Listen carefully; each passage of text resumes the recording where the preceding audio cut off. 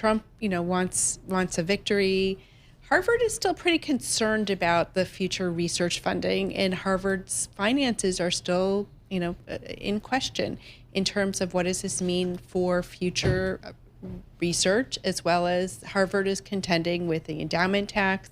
There's still quite a number of levers that the federal government has. As we talked about last week, the Yale endowment model is not really returning the kind of money schools have been used to relying on. Princeton yesterday put out a report basically saying they're not able to rely on endowment revenue as they had before. Just like Princeton is about 40% in private equity, so is Harvard. So we're going to see a lot of these financial challenges come to bear, especially as the IPO market is not helping endowments. It just feels like this $1 billion is another negotiating stance because the White House had retreated from pressuring Harvard for $200 million, and now the response from the White House is to seek $1 billion in damages. It's interesting. Talk to us a little bit about Harvard's leadership. The president is Alan Garber, and of course he took the reins after the previous president was essentially pushed out, Claudine Gay, and there are obviously some findings of questionable academic behavior and things that she had done in her past. How permanent is Alan Garber's position, and how much is it dependent on him finding a way out of this? Well, Alan Garber has been at Harvard for quite a while. He was an undergraduate student there himself. He was the provost. Yeah, he was at Stanford for more than 20 years before he returned as the provost, which is the number 2 sort of academic position, which he was there for more than 10 years. And then he became the president. So he has been there for quite a long time. He's obviously been the face of this fight with Trump. And he initially had a contract for about 3 years after Claudine.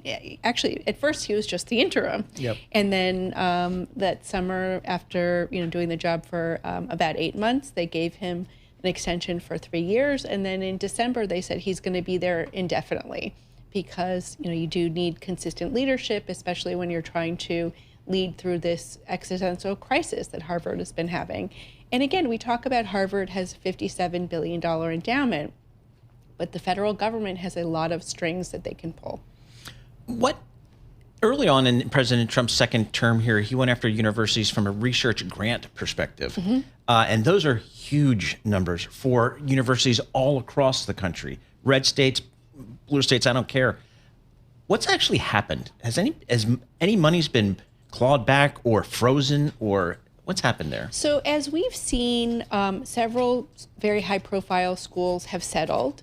For example, Northwestern settled around Thanksgiving, and they said one of the reasons why they had to come to agreement was because of research money. Northwestern had been self-funding their own research to the tune of roughly $30 million a month. Yep. And while Northwestern is a pretty wealthy school, I forget if the endowment, it's somewhere over $10 billion, not nothing.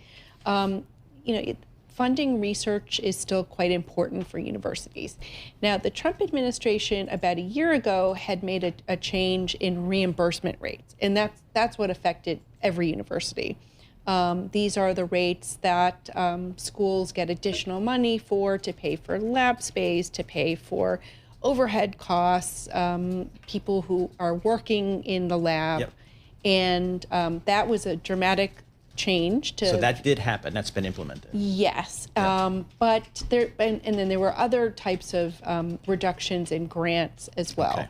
But again, if you are a university, say the University of Alabama, and you have Harvard as a research partner, as many universities do have Harvard as a research partner, your money is also curtailed.